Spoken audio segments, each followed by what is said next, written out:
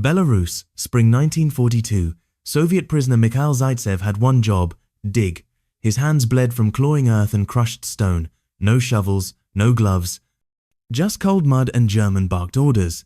His rail line, snaking toward the Eastern Front, wasn't just carrying steel. It was built on the bodies of men like him buried beneath the tracks when they collapsed from hunger, exhaustion, or frostbite.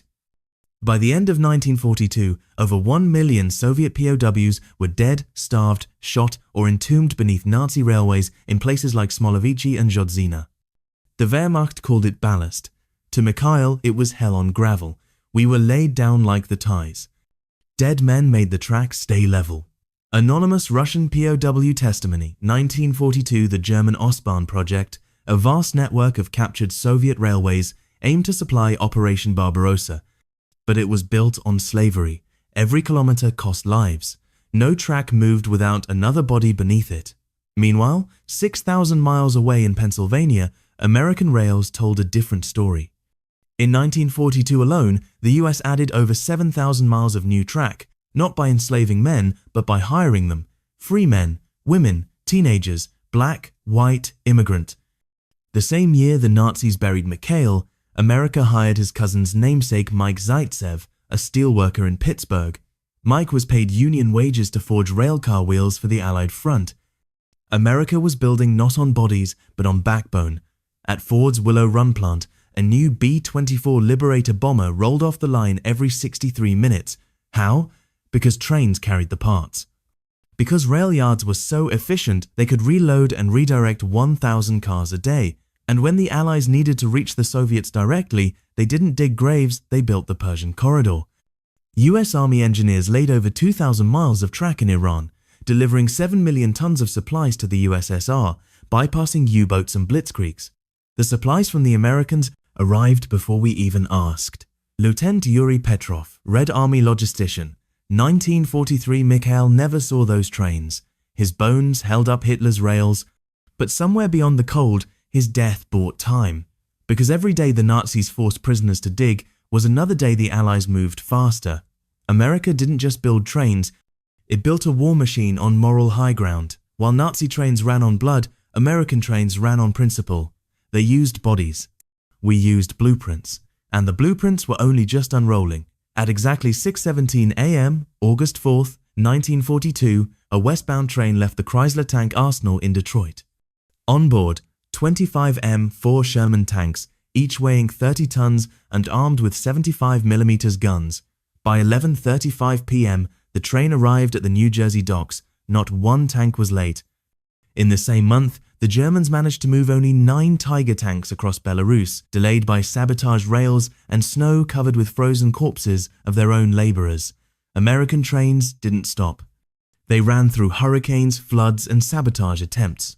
Why? Because every track layer, every dispatcher, every welder believed they were part of something righteous.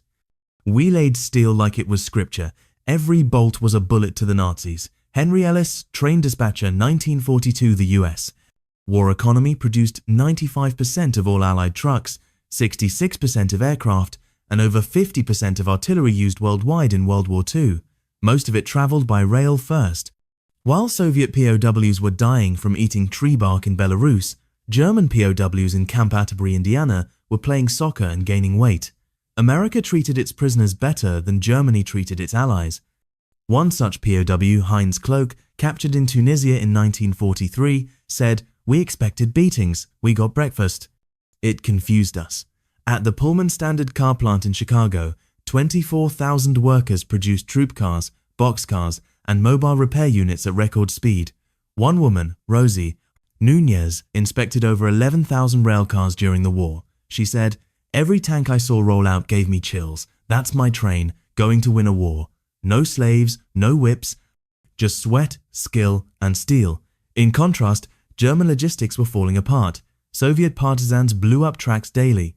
Slave labor was inefficient. One German report noted rail repair units were replacing rails faster than trains could roll. Hitler's supply line was a corpse. Meanwhile, America's was a highway of hope.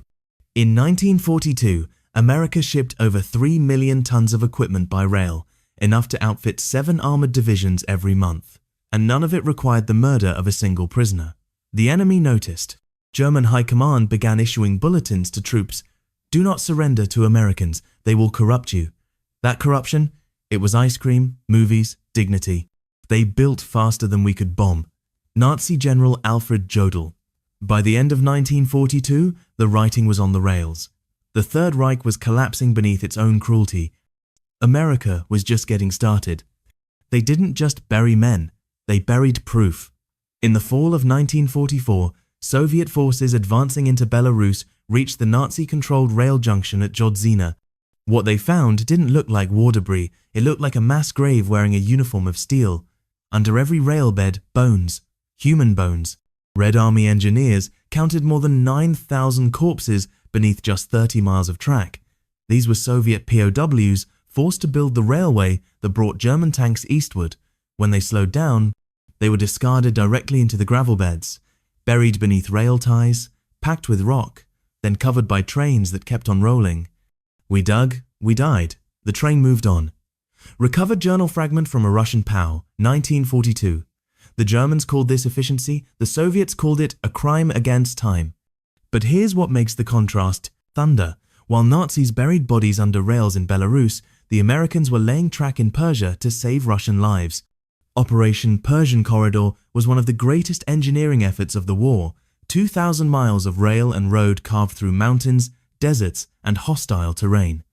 It delivered 7 million tons of US war supplies, tanks, trucks, canned food, blankets directly to the Soviet Union. Over 25% of Soviet vehicles at Stalingrad came through this route.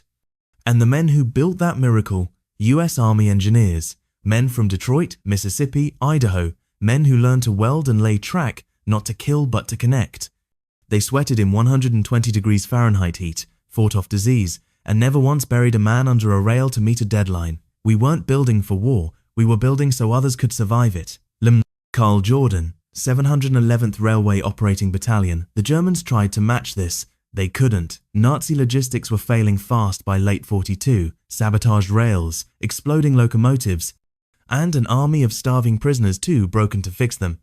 One German general admitted, "The Soviet saboteur has done more with a crowbar than our panzers have done with a cannon." Meanwhile, American railcars kept coming.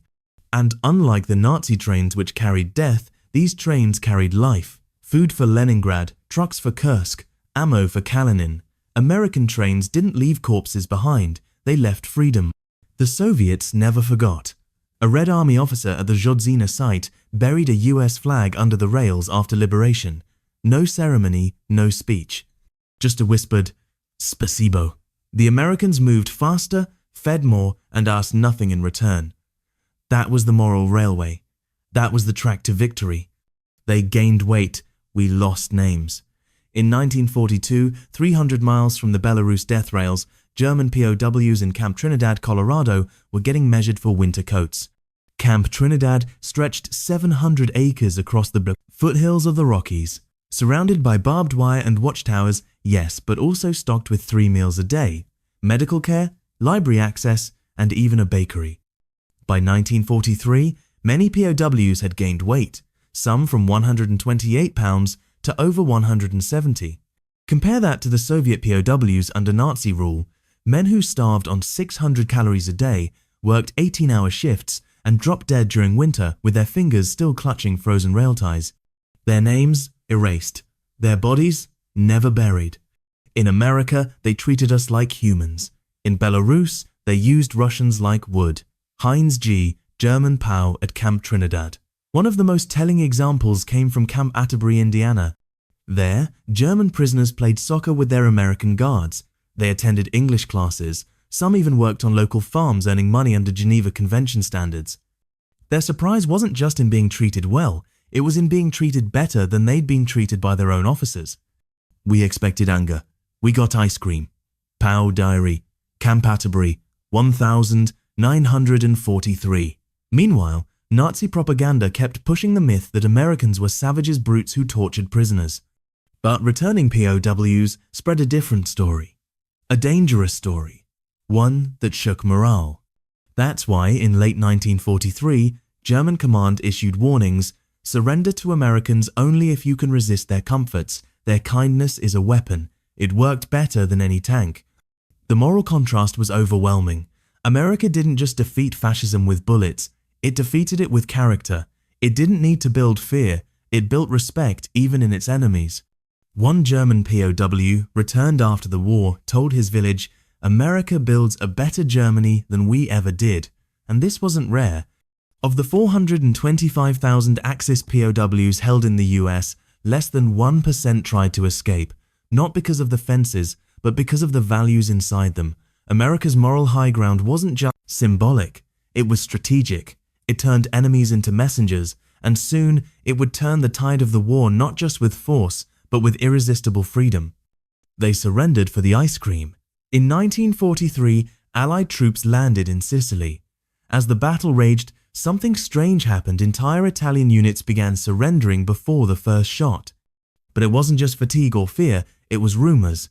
Stories had spread from captured Axis soldiers. The Americans were feeding their prisoners cake and letting them write home. One group of Italian POWs surrendered waving a white sheet with the words "Gelato" scrawled across it in charcoal. Back home in the US, places like Camp McCoy in Wisconsin were doing something unheard of, using abundance as warfare.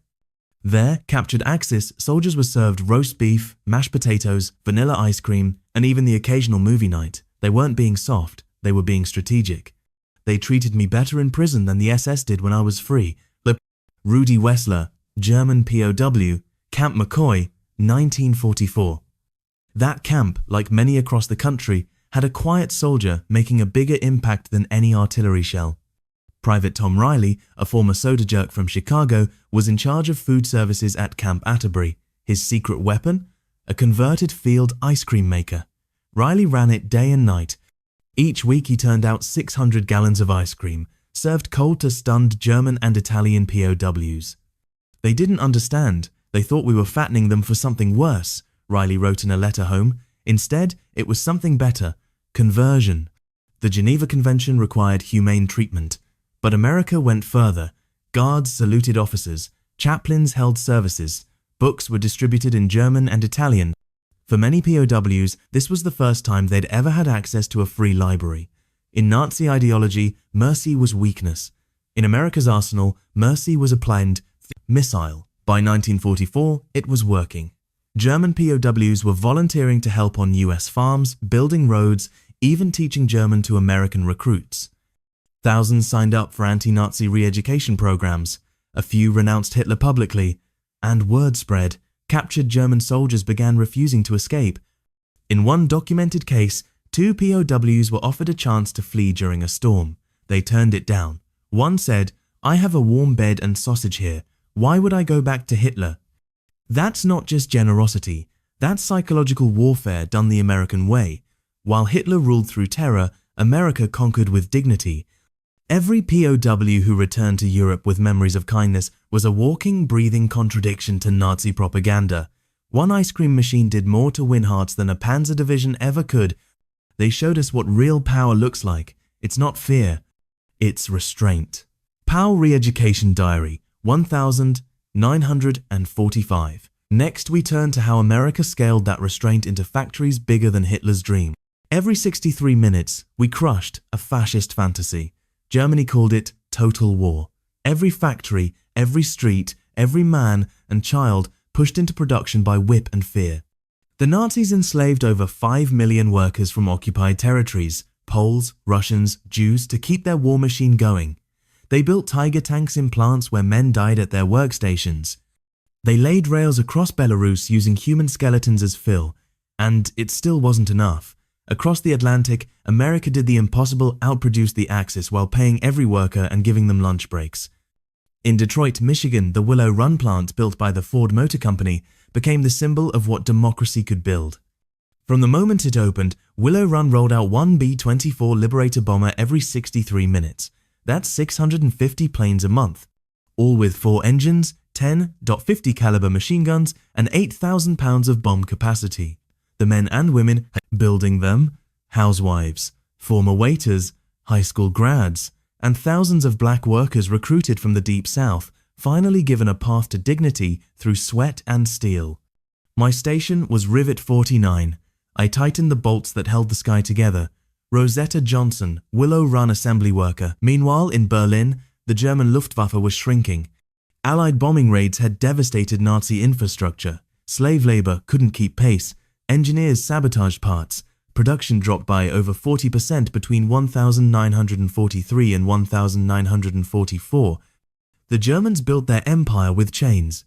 America built its arsenal with clipboards, overalls, and Union cards. At the Pullman Standard Car Company, 24,000 workers made thousands of boxcars, hospital coaches, and armored rail transport vehicles. Every day, more than 1,000 railcars left the plant. These weren't just supplies, they were rolling proof that American workers beat Nazi slaves every time. The Germans had to whip men to build. We had people lining up to join. Colonel James Carver, War Production Board, even more shocking, America did this while keeping its economy stable. Only 40% of US GDP was devoted to war. Nazi Germany? Over 70% and still couldn't match American output. One American city outproduced entire Axis nations. Detroit alone built more war material than Italy and Japan combined in some quarters. That's not just scale, that's a value system turned into steel, and it didn't stop with planes. Next up, how America laid railway miracles across hostile terrain to resupply allies faster than the Nazis could destroy them. They buried silence under the tracks. We delivered thunder over the mountains. By early 1943, Nazi engineers had completed their infamous Bloodline, a rail route stretching from Minsk to Smolensk, laid atop thousands of Soviet corpses. In places like Krupki and Zhodzina, prisoners who collapsed weren't carried away. They were covered in ballast, buried alive beneath, locomotives hauling tanks and fuel to Hitler's front lines. But just as the Germans were burying the dead beneath steel, America was laying tracks across Persia to save lives. They called it the Persian Corridor, a logistics miracle forged by US Army engineers. 2,000 miles of railway, carved through deserts, over mountains, across rivers, and into Soviet hands. Over 7 million tons of American equipment would reach Stalin's armies through this pipeline of survival. No one believed it could be done, not the British, not even the Soviets. But the Americans? They just started laying track. We weren't just laying rails, we were laying the spine of the war. Carl Jordan, 711th Railway Operating Battalion. The Germans didn't even know it existed until American-built Studebaker trucks started showing up outside Kursk. Back in Belarus, the opposite was true. Soviet partisans blew up German rail lines daily. By the summer of 1943, the Wehrmacht was losing over 400 rail cars a month to sabotage. Crews tried to replace them with forced labor. But morale was gone. The tracks were haunted, and the bodies beneath them were starting to surface as spring thawed the frozen ballast. Meanwhile, in Iran, American soldiers were hauling diesel engines over 10,000 foot passes in 130-degree heat. They built rail depots the size of small cities, set up maintenance yards in deserts where no infrastructure had ever existed. They fought off malaria, scorpions, sandstorms, and kept building. And they did it with zero slave labor. Every man was paid. Fed, protected. One young corporal, James Tex Wallace, was given a 6-man crew to repair a blown bridge near Ahvaz. He fixed it in 19 hours using leftover rail, a bulldozer, and pure American improvisation. His bridge moved 8 tanks and 14 freight cars within 24 hours. I didn't wait for orders. I had a welder and a sunrise. CPL James Wallace, 1943. Compare that to the Nazi rail gangs in Belarus, starving men stealing coal just to eat, beaten for drinking runoff water, whipped if they stopped moving. The Germans built a rail network with bones. America built a supply miracle that Stalin himself called the breath of the Eastern Front. And here's the number they never saw coming. The Persian Corridor delivered more tonnage to Russia than the Germans delivered to their own armies in Ukraine. They sent death, we sent diesel. US Army Logistics Report 1944. The tracks laid by America didn't vanish into war, they left a legacy of connection, survival, and victory. The next chapter? The factories that backed them and the yards that moved more material than Nazi Germany could even dream of. Every signal we sent was a punch in the jaw of fascism. March 1944.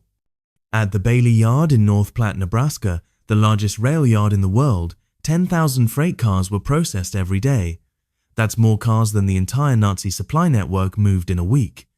And they weren't just moving coal and steel, they were moving war, American war. Each car could carry 30 tons, multiply that by 10,000. That's 300,000 tons of tanks, rations, ammo, and vehicles daily, and it was just 1 yard. While Nazi engineers were still digging out bomb craters in Leipzig, American trains were rolling out of Iowa, Kentucky, and Illinois, headed toward ports and assembly hubs like Hampton Roads, Virginia, and Oakland Army Base. Everything from M1 Garand rifles to P-51D Mustangs passed through these arteries of victory. The trains never stopped. They rolled through blizzards, blackouts, and breakdowns. Dispatcher Henry Ellis, Union Pacific 1944, the U.S. War Rail network wasn't just big. It was fast. Turnaround times at major yards like Proviso Yard near Chicago were often under 8 hours. That meant a load of 50 Sherman tanks could arrive in the morning and be heading to the docks by nightfall. This wasn't chaos. This was war planning turned into a clock. At every junction stood men like Alfredo Vargas, a 8-year-old Mexican-American switchman from Texas. He'd worked rails since 1917. In 1944, he ran triple shifts for 32 days straight, rerouting everything from ambulances to airplane fuselages. I didn't need to shoot a rifle. I made sure the rifles got there. Vargas, Proviso Yard. While Americans were doing this on home soil, Nazi logistics in Belarus were falling apart. Soviet partisans had destroyed more than 20% of German rail capacity in the east by early 1944. Fuel shortages meant locomotives were stranded. German units were receiving half rations. Some divisions went weeks without replacement ammunition. And here's the mind-blower. During D-Day build-up in 1944, American rail moved 1.5 million men and 7 million tons of equipment in just 3 months. That's more than Nazi Germany moved to the Eastern Front in a full year. The Reich couldn't keep up because it had no reserves. It relied on fear, whips, and corpses. America relied on trust, paychecks, and pancakes. Soldiers at the North Platte Canteen, a volunteer-run food stop for troops, were served coffee, fresh eggs, and apple pie during layovers. In total, 55,000 volunteers served over 6 million GIs on time, every time. A man could ride a train to war on Tuesday and feel like he was leaving home on Wednesday. Private Ron Jenkins, 3rd Armored Division. That's the rail yard legacy of America. Fast, vast, and human. The next chapter? How even behind enemy lines, American-built gear kept hope alive and turned sabotage into salvation. He was starving in the forest. Then he found peanut butter. Late 1943. In the dense Belarusian forests east of Vitebsk, Soviet partisan fighter Nikolai Kolya Bondarenko stumbled upon a downed supply crate half buried in the snow. It hadn't come from Moscow. It wasn't marked in Cyrillic. Stenciled across the wood in big black letters, U.S. Army, Lend-Lease. Inside, cans of Spam, powdered milk, field bandages, and a tin of peanut butter, the first he had ever seen. That crate wasn't a miracle. It was logistics. It was America. From the skies above Belarus to the deserts of North Africa and the jungles of Burma, American supply lines reached where no Axis rail could. The US didn't just fight at the front. It built roads, ports, airfields, and underground supply chains that empowered resistance movements across the world. In Belarus alone, US supplied aid to Soviet partisans helped derail over 1,000 German trains in just 2 years. Every rifle, every radio, every pair of boots dropped from American aircraft turned civilians into soldiers and German rails into minefields. We lived in trees, but we shot like an army thanks to the Yankees. Larissa K. Red Army field nurse turned partisan, 1944. Compare that to German attempts to suppress insurgents. They burned villages, shot children, but they couldn't bomb away a peanut butter tin. They couldn't bury American ingenuity. And they couldn't stop trucks from 10,000 miles away supplying a resistance they couldn't even map. By 1944, America had shipped more than 375,000 trucks to the Eastern Front. These weren't just machines, they were lifelines. Red Army commanders regularly swapped captured Nazi tanks for American Studebaker US 6 trucks because they worked better, broke down less, and could be repaired in the field. Even German officers noted it. We would rather capture one Studebaker than 5 T-34 seconds. The Russians loved them more. captured Wehrmacht report 1,944. Meanwhile, back in Belarus, partisans used American signal equipment to coordinate ambushes across hundreds of miles. Nazi trains, once armored death machines, now moved under constant fear of sabotage. And the best part? None of it required a single American foot soldier on the ground. Just gear, just planning, just belief.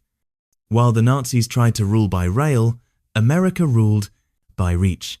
One Red Army colonel speaking to captured Germans in 1944 simply said, "You buried our men beneath tracks." The Americans brought them shoes. That's how you build resistance, not just with firepower, but with faith delivered in crates.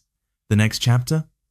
How American factories produced more in a single year than the entire Axis in 5 and made victory seem like science fiction. More tanks than time, more planes than skies. In 1943, Hitler asked his generals how long it would take to rebuild Germany's war factories after Allied bombing. Their answer, 6 months if the slaves didn't die first.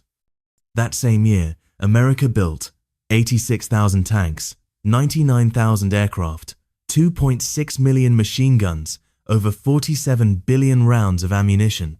And it wasn't even trying its hardest. The US war economy ran at 40% of GDP, leaving the other 60% to keep civilians housed, fed, and entertained. Germany pushed over 70%, enslaved millions, and still fell behind. Let's break it down. In Flint, Michigan, General Motors converted its auto lines to produce M4 Sherman tanks. At peak speed, 25 tanks a day rolled off the line. Their 75mm guns, Ford-built engines, and thick armor made them the backbone of Allied armored forces. Across town, Buick made aircraft engines, Oldsmobile made cannons, and Chevrolet built 50 caliber machine guns by the crate. In one factory complex, no other country on earth had that range. Not then, not now.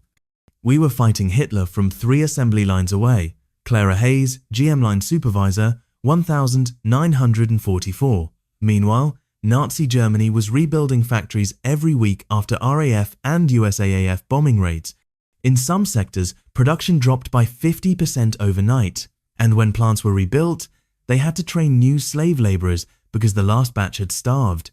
America didn't lose workers, it recruited more. In 1943 alone, 3 million women joined the US industrial workforce. They weren't background heroes, they were frontline engineers, riveters, welders, test pilots. I didn't just build the B-17, I signed the wing. It had my name in the sky. Rose Domingo, Boeing Seattle at Douglas Aircraft, planes rolled out with signatures, lipstick marks, and prayer cards inside the fuselage. Even the machines were proud. The Germans tried to match production with the Panther tank, the Messerschmitt 262, and V-2 rockets, but those projects came too late and required too much from a country already bleeding out.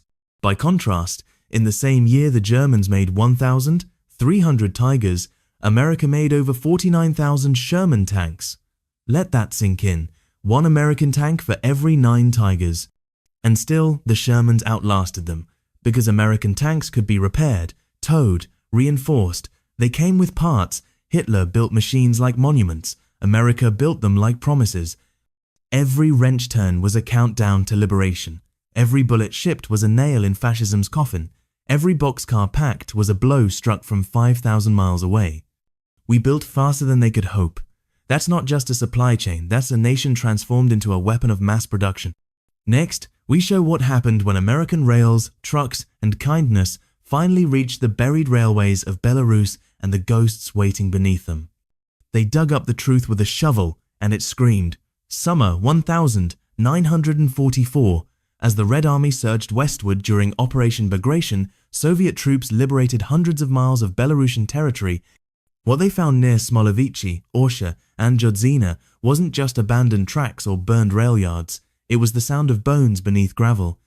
At one dismantled rail junction, engineers discovered that over 4,000 corpses had been used as ballast, the human equivalent of crushed stone. Some still had prisoner tags sewn into scraps of uniform. Others were missing limbs. Some were stacked in rows, packed with dirt, buried under steel.